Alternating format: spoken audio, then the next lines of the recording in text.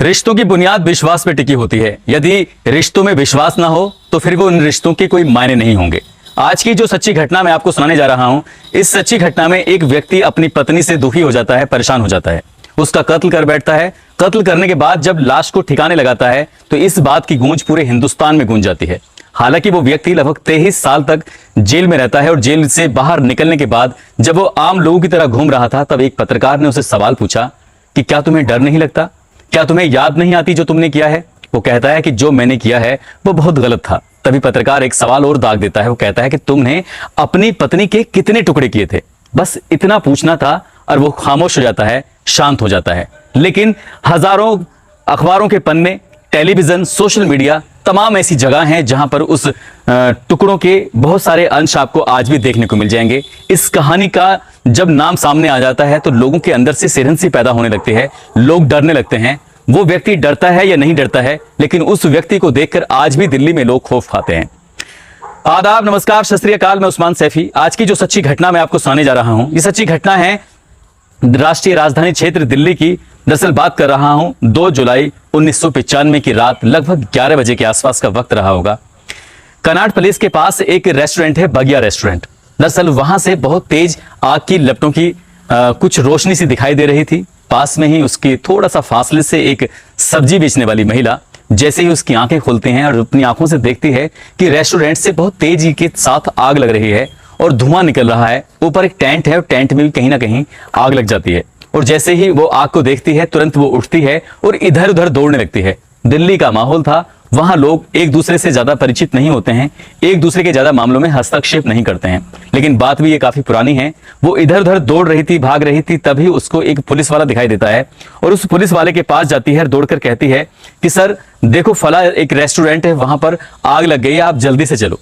लेकिन वो जो कांस्टेबल है, जिसका नाम है अब्दुल नजीर उर्फ गुंजू, तो ये दौड़ता हुआ उस रेस्टोरेंट की तरफ जाता है और जाने के बाद दरवाजे को पीटने लगता है। उसे खोलने की कोशिश कर रहा था, लेकिन रेस्टोरेंट अंदर से नहीं खुलता है। लेकिन अंदर से एक आवाज आती है।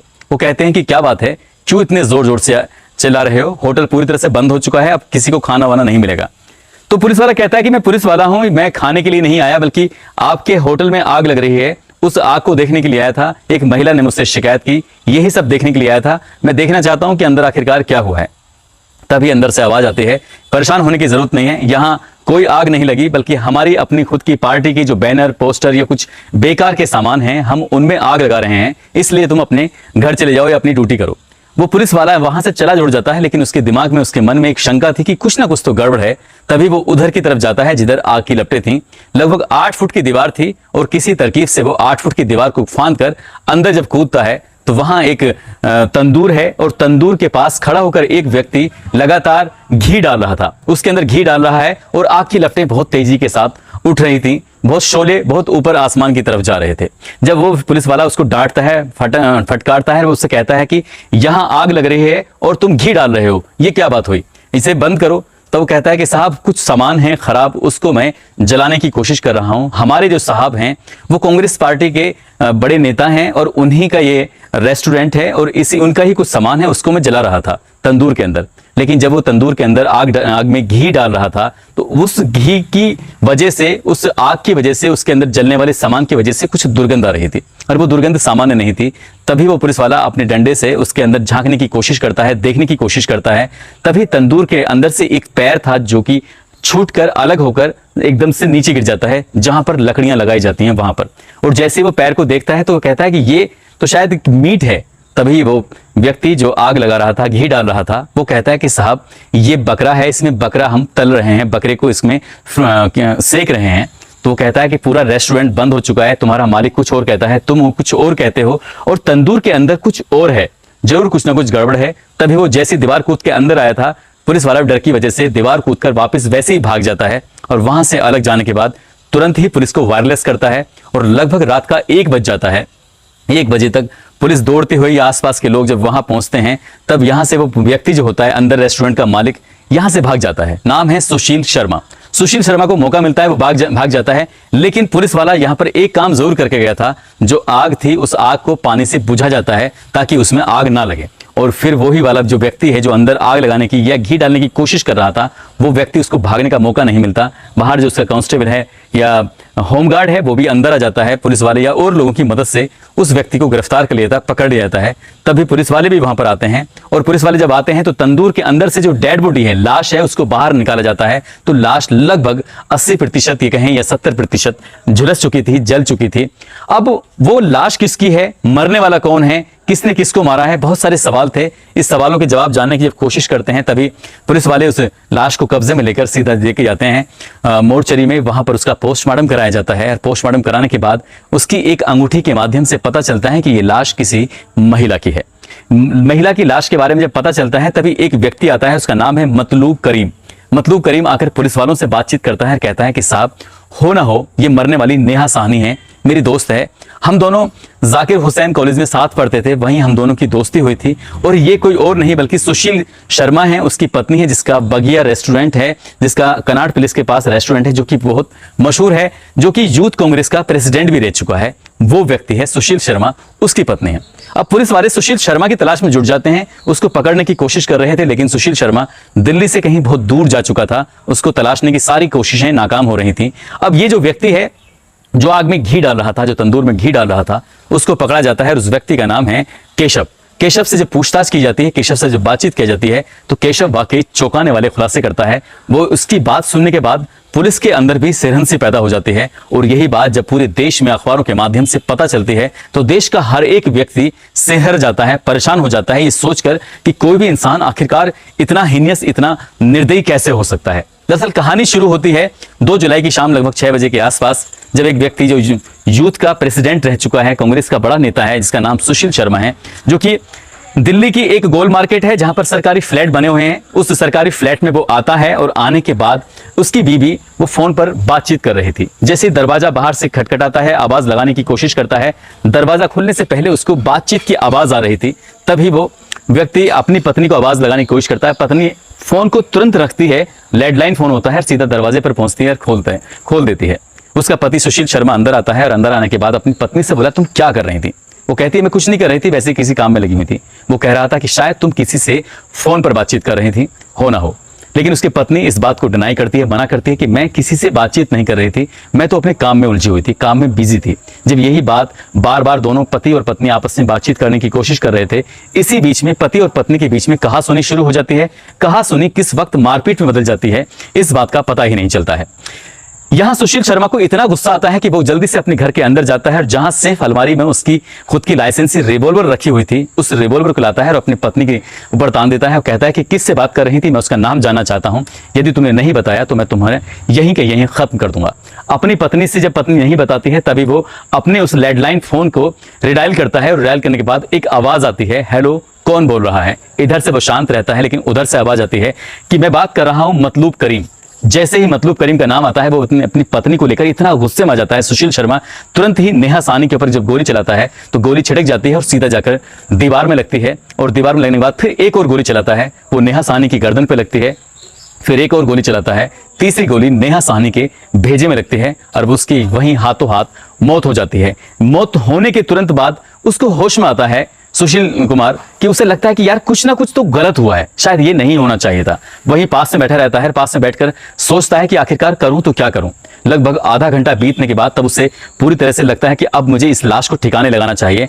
अपने घर में जगह जगह जो खून पड़ा हुआ था, अपनी पत्नी को वो एक बड़ी सी पॉलिथीन में पैक करता है, बड़ी सी पॉलिथीन को भी एक बोरे में रखता है और बोरे में रखने के बाद वहां का सब खून सब साफ करने के बाद अपनी उस पत्नी की डेड बॉडी को गाड़ी की डिग्गी में रखता है और उस गाड़ी को वो लेकर चल पड़ता है लाश को ठिकाने लगाने के लिए। जाना माना चेहरा था, ऐसा कौन व्यक्ति था जो उसे नहीं पहचानता था। दिल्ली उस वक्त इतना बड़ा भीड़ भाड़ वाला इलाका नहीं होता था, लेकिन रात को ही जब वो सड़कों से निकल रहा है तो आगे भी गाड़ी थी, पीछे भी गाड़ी थी, उसको ऐसा वक्त नहीं मिल पा रहा था कि आखिरकार इस लाश को वो कहां ठिकाने लगाए। और लगभग रात के 8:30 बजे से चलता चलता वो 10:30 बज जाते हैं, तब उसे लगता है कि लाश को ठिकाने नहीं लगा पाएगा, इसलिए अपनी उस गाड़ी के साथ सीधा पहुंच जाता है कनॉट प्लेस के बगिया रेस्टोरेंट में, जहां उसका खुद का रेस्टोरेंट था। बहुत ज्यादा परेशान था, हाँफ रहा था, डर रहा था। गाड़ी जल्दी से खड़ी करता है और अपने मैनेजर केशव से कहता है कि जितने भी लोग खाना खा रहे हैं सबको यहां से जल्दी से भगाओ। जब भगाने वाली बात कहता है तो कहता है साहब लोग खाना खा रहे हैं और होटल में लोग और भी आएंगे, रात के 12 बजे तक हमेशा होटल चलता है, लेकिन अभी तो 10:30 बजे हैं, आप ऐसे कैसी बात कर रहे हैं। वो कहता है मेरा ये ऑर्डर है, जितनी जल्दी हो सके इस रेस्टोरेंट को तत्काल प्रभाव से बंद की जाए, जितने भी लोग काम करने वाले हैं उनको सबको यहां से भगाया जाए। तो तब उसका जो मैनेजर होता है केशव भी कहता है कि साहब किसी को भगाने की जरूरत नहीं है, नए लोग हम लेंगे नहीं, और जितने लोग खाना खा रहे हैं उनको खाना खाने दो इत्मीनान से। आधा घंटा लगता है, सब लोग खाना खा के वहां से निकल जाते हैं। होटल में जितने भी काम करने वाले कर्मचारी थे वो भी यहां से चले जाते हैं। होटल पूरी तरह से बंद होता है, लाइटें ऑफ कर दी जाती हैं। लाइट ऑफ करने के बाद अब यहां बैठकर सुशील शर्मा अपने मैनेजर केशव को पूरी कहानी सुनाता है कि आज उसके साथ क्या हुआ है। तभी बताता है कि तुम मेरी मदद कर दो, मैं बहुत बुरी तरह से फंस चुका हूं, गाड़ी की डिग्गी के अंदर उसकी पत्नी की लाश रखी हुई है, जल्दी से उसे लेके आओ। दोनों उस तैयार हो जाते हैं उस लाश को ठिकाने लगाने के लिए। तभी उन्हें तरकीब सूझती है, जब वो लाइटें बंद कर रहे थे तो तंदूर में आग जल रही थी। वो कहता है कि साहब क्यों ना इस लाश को इस तंदूर के अंदर डाल दिया जाए, क्योंकि तंदूर का जो साइज था वो सामान्य से कहीं ज्यादा बड़ा था, उसमें कोई भी व्यक्ति आराम से बैठ सकता है। तब उस लाश को पास में लेके आते हैं और उस लाश को उस तंदूर के अंदर डालने की जब कोशिश कर रहे थे तो कुछ वो हाथ पैर अकड़ चुके थे, जिसकी वजह से वो पूरी तरह से आ नहीं रहे थे, लेकिन दोनों ने मिलकर उसको लाश को तोड़ा और तोड़ने के बाद उससे बिल्कुल लाश को उस तंदूर के अंदर फिट करते हैं और आग लगाना शुरू कर देते हैं। लेकिन आग जल नहीं रही थी। जब आग नहीं जल रही, आग को बार बार जलाने की कोशिश कर रहे थे, तो रेस्टोरेंट के अंदर जितना भी सामान रखा हुआ है, जितने भी बैनर पोस्टर या बाकी लकड़ियां वगैरह रखी हुई हैं, उसको ला लाकर आग जलाने की कोशिश कर रहे हैं, लेकिन आग पूरी तरह से अपने शोर पर नहीं थी, शोला नहीं बन रही थी। वो परेशान हो जाते हैं। तभी ख्याल आता है कि क्यों ना इसमें बटर डाला जाए, इसमें घी डाला जाए, और घी डालने के बाद शायद आग पकड़ लेगी। तभी उसको बाहर भेजा जाता है केशव को। केशव बाहर जाता है, दुकान पर खूब सारा घी लेके आता है, बटर, और साथ ही जो घर में यहाँ रेस्टोरेंट के अंदर जो घी रखा होता है वो उसके अंदर आग लगाना शुरू कर देते हैं। कुछ सामियाना जैसा था उस तंदूर के ऊपर, ताकि धूल मिट्टी वगैरह बहुत सारी चीजें या बारिश की वजह से बचा जा सके। लेकिन जैसे वो घी डालता था तो आग की लपटें ऊपर तक जाती थी, ऐसा लगता था जैसे क्या रेस्टोरेंट में आग लग चुकी है। और यही इस रेस्टोरेंट के बहुत ही करीब में एक महिला होती है, उस महिला का नाम है अनारो देवी। अनारो देवी इस आग की लपटों को जब देख रही थी तो वो उसकी चीखें निकल जाती हैं, शोर शराबा उसका सुनने के बाद वो इधर उधर भागती है। तभी उसे एक कांस्टेबल मिलता है और कांस्टेबल अब्दुल नजीर गुंजू जल्दी से जो बुला के लाती है। वो अंदर पहुंचता है और वो अपनी आंखों से जो मंजर, अपनी आंखों से जो नजारा देखता है, उसको देखकर उसकी भी हालत खराब हो जाती है। कुल मिलाकर पुलिस वाले उसे गिरफ्तार करने की कोशिश करते हैं। लगभग 8 से 10 दिन का समय लगता है। उसे बेंगलोर से गिरफ्तार कर लिया जाता है।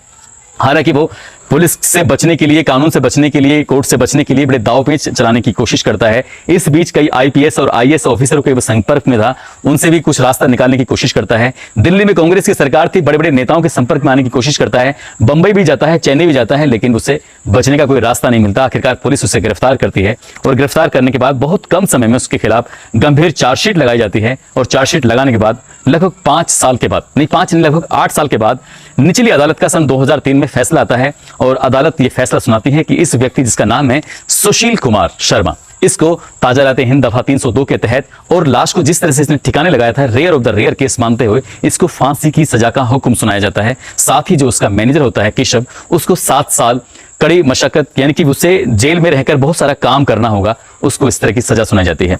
एक बार फिर सन 2007 में ये व्यक्ति जाता है सीधा हाई कोर्ट, दिल्ली की हाई कोर्ट की शरण लेता है सुशील शर्मा, और वहां से कुछ रहम की भीख मांगता है। लेकिन हाई कोर्ट इस सजा को बरकरार रखती है और उस सजा को, उसकी 7 साल थी, और साथ ही सुशील शर्मा की फांसी की सजा को बरकरार रखते हुए कहती है कि इससे फांसी से नीचे हो ही नहीं सकता। उसके बाद फिर ये सुप्रीम कोर्ट की शरण लेता है और सन 2013 आता है। सन 2013 में जब इसका सुप्रीम कोर्ट का फैसला आता है तो इस फांसी की सजा को उम्र कैद में तब्दील कर दिया जाता है। और उम्र कैद में तब्दील करने के बाद ये रहता जरूर है जेल के अंदर, तिहाड़ जेल के अंदर, लेकिन वो संत बन जाता है, महात्मा बन जाता है। वहीं रहकर लोगों को उपदेश देता था, वहीं रहकर लोगों को अच्छी अच्छी शिक्षाएं देता था। जेल प्रशासन को लगता था कि ये पूरी तरह से सुधर चुका है, और वाकई वो सुधर चुका था। सन 2015 में उसने पेरोल के लिए आवेदन किया और वो पेरोल पर बाहर आ जाता है। जब कुल मिलाकर उसकी छुट्टियां और बाकी सब कुछ मिलाकर लगभग 24 साल उसकी सजा मुकर्रर थी, जब उम्र कैद में बदल जाती है। लेकिन उम्र कैद में ये क्लियर नहीं था कि उसको मरने तक जेल के अंदर रहना है या फिर वो कुछ दिन तक जेल में रह सकता है। बात दिल्ली के राज्यपाल तक पहुंचती है, एलजी तक पहुंचती है, वो उसे बाहर निकालने में उसकी कहीं ना कहीं हेल्प हो जाती है और सन 2018 में वो जेल से पूरी तरह से रिहा हो जाता है। जब वो वापस सामान्य जिंदगी जीने की कोशिश कर रहा था, लोग उसके चेहरे को देखकर पहचान जाते हैं कि ये वही सुशील शर्मा है जिसने अपनी पत्नी की निर्दयी रूप से हत्या की और उसके शक को किस तरह से ठिकाने लगाने की कोशिश की। तो लोग उसे देखकर डर जाते हैं, परेशान हो जाते हैं। पत्रकार ने उससे सवाल पूछा था कि तुमने अपनी पत्नी के कितने टुकड़े किए थे? तो कहता है कि मैंने अपनी पत्नी के टुकड़े नहीं किए, लेकिन मेरे दिल के हजारों टुकड़े हो चुके हैं। काश कि उसने उस दिन शांति रखी होती, काश कि उस दिन अपनी पत्नी पे इतना शक ना किया होता। जब उसे बाद में पता चलता है कि उसकी पत्नी का और मतलूब जो उसका फ्रेंड था मतलूब करीम, तो उस दोनों के बीच में कोई ऐसी बात नहीं थी, क्योंकि वो कॉलेज टाइम से एक दूसरे के दोस्त थे और इन पति पत्नी के बीच में जो रिश्ता था वो पति पत्नी जरूर थे, लेकिन सामाजिक तौर पर उन्होंने शादी नहीं की थी। बार बार पत्नी अपने ही पति से ये कहती थी कि तुम मुझसे शादी तो कर चुके हो, लेकिन मैं चाहती हूं कि सबको, समाज को ये बताओ कि हमने शादी की है। तीनों ही, करीम भी, दूसरा सुशील भी और नेहा साहनी, तीनों ही कांग्रेस के नेता होते हैं। जब मिलते थे आपस में बातचीत करते थे, बातचीत करने के दौरान ही सुशील शर्मा को बार बार शक होता था कि नेहा का मतलूब करीम से अफेयर है, उसका कहीं ना कहीं इसमें दोनों का आपस में चक्कर चल रहा है। इस बात को देखते हुए वो अपनी पत्नी से गुस्सा करता था और उस दिन वो फोन को रिडायल नहीं करता, या रिडायल करने में उसके नंबर अंक नहीं मिले होते, क्योंकि रिडायल करने के बाद जैसे उसे रिडायल करता तो पता चलता है कि वो मतलूब करीम का नंबर होता है। काश को वो नंबर नहीं मिला होता या उधर से किसी महिला की आवाज आती तो शायद नेहा साहनी बच जाती। लेकिन 23 साल के बाद जब ये जेल से बाहर निकलता है तो उसके पास सिवाय पछतावे के और कुछ नहीं होता। दोस्तों, इस घटनाक्रम को सुनाने का उद्देश्य किसी को परेशान करना नहीं है, किसी का दिल दुखाना नहीं है, बल्कि आपको जागरूक करना है, आपको सचेत करना है। आपके मन में भी अगर अपनी पत्नी, अपने परिवार या किसी सदस्य या किसी रिश्तेदार के प्रति या दोस्त के प्रति शंका पैदा होती है, शक पैदा होता है, तो इसका मतलब यह नहीं कि आप उसकी जान ले लेंगे। मतलब यह है कहने का कि आप लोग उससे दूरी बना लें, अलग चले जाएं या कुछ समय दें उसको सुधरने का, या फिर अगर बात नहीं बनती है तो उससे हमेशा हमेशा के लिए अलग होने की सोचें। इसका मतलब यह नहीं कि आप उसकी जान लेंगे। आपने अपना ख्याल रखें, सुरक्षित रहें। जय हिंद, जय भारत।